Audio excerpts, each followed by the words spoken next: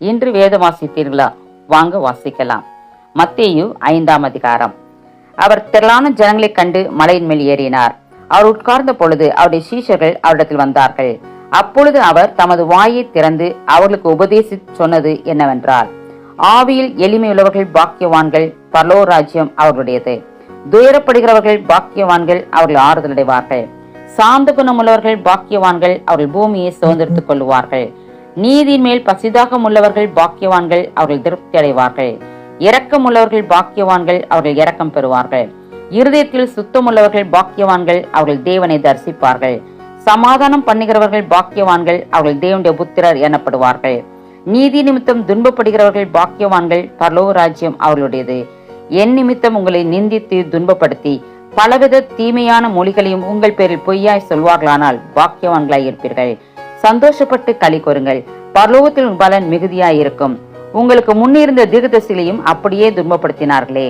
நீங்கள் பூமிக்கு உப்பாயிருக்கிறீர்கள். உப்பானது சாரமற்று போனால் எதினால் சாரமாக்கப்படும்? வெளியே கொட்டப்படுவதற்கும் மனுஷரால் மிதிக்கப்படுவதற்குமே ஒழிய வேறொன்றுக்கும் உதவாது. நீங்கள் உலகத்துக்கு வெளிச்சமாயிருக்கிறீர்கள்.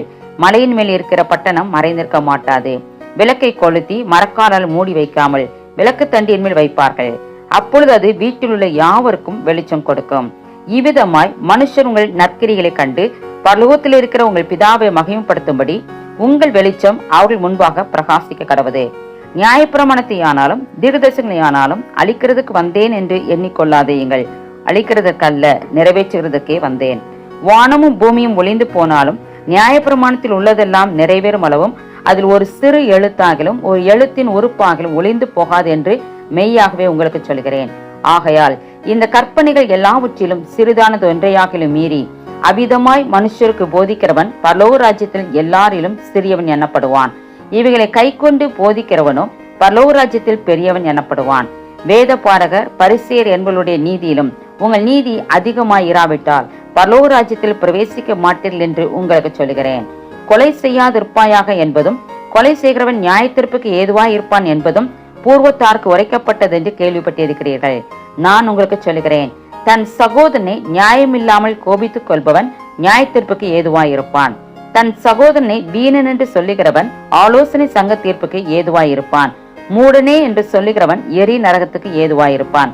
ஆகையால் நீ பலிபீடத்தில் உன் காணிக்கையை செலுத்த வந்து உன் பேரில் உன் சகோதரனுக்கு குறை உண்டு என்று அங்கே நினைவு கூர்வாயாகில் அங்கேதானே பலிபீடத்தின் முன் உன் காணிக்கையை வைத்து விட்டு போய் முன்பு உன் சகோதரனுடைய ஒப்புரவாக்கி பின்பு வந்து உன் காணிக்கையை செலுத்து. எதிராளி உன்னை நியாயாதிபதியினிடத்தில் ஒப்புக்கொடாமலும் நியாயாதிபதி உன்னை சேவனிடத்தில் ஒப்புக்கொடாமலும் நீ சிறைச்சாலையில் வைக்கப்படாமல் இருக்கும்படியாக நீ உன் எதிராளியோடு வழியில் இருக்கும் போதே சீக்கிரமாய் அவனுடனே நல்மனம் பொருந்தாவிட்டால் நீ ஒரு காசும் குறைவின்றி கொடுத்து தீர்க்க மட்டும் அவிடத்திலிருந்து புறப்பட மாட்டாய் என்று மெய்யாகவே உனக்கு சொல்கிறேன். விபச்சாரம் செய்யாதிருப்பாயாக என்பது பூர்வத்தாருக்கு உரைக்கப்பட்டது என்று கேள்விப்பட்டிருக்கிறீர்கள்.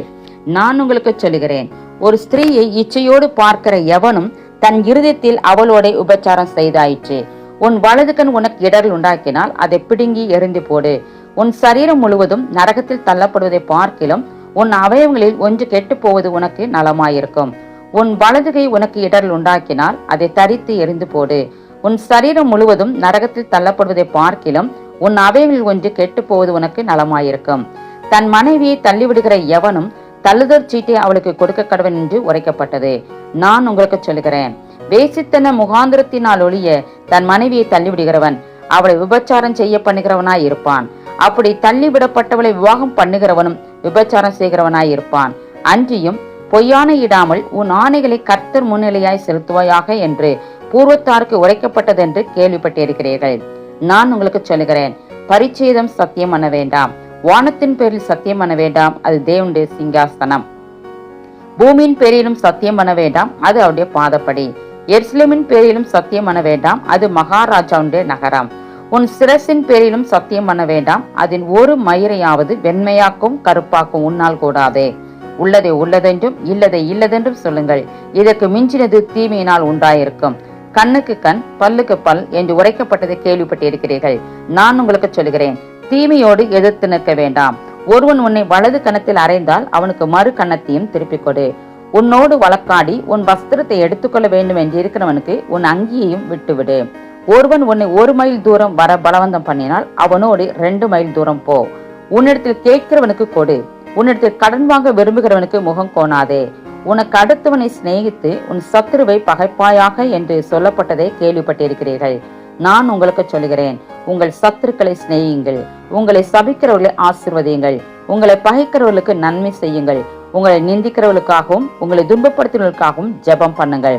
இப்படி செய்வதனால் நீங்கள் பரலோகத்தில் இருக்கிற உங்கள் பிதாவுக்கு புத்திரராயிருப்பீர்கள். அவர் தீயோர் மேலும் நல்லோர் மேலும் தமது சூரியனை உதிக்க பண்ணி நீதியுள்ளவர்கள் மேலும் அநீதியுள்ளவர்கள் மேலும் மழையை பெய்ய பண்ணுகிறார். உங்களை சிநேகிக்கிறவர்களையே நீங்கள் சிநேகிப்பீர்களானால் உங்களுக்கு பலன் என்ன? ஆயக்காரரும் அப்படியே செய்கிறார்கள் அல்லவா? உங்கள் சகோதரரை மாத்திரம் வாழ்த்துவீர்களானால் நீங்கள் விசேஷித்து செய்கிறது என்ன? ஆயக்காரரும் அப்படி செய்கிறார்கள் அல்லவா? ஆகையால் பரலோகத்தில் இருக்கிற உங்கள் பிதா பூரண சற்குணராய் இருக்கிறது போல நீங்களும் பூரண சற்குணராய் இருக்க கடவீர்கள்.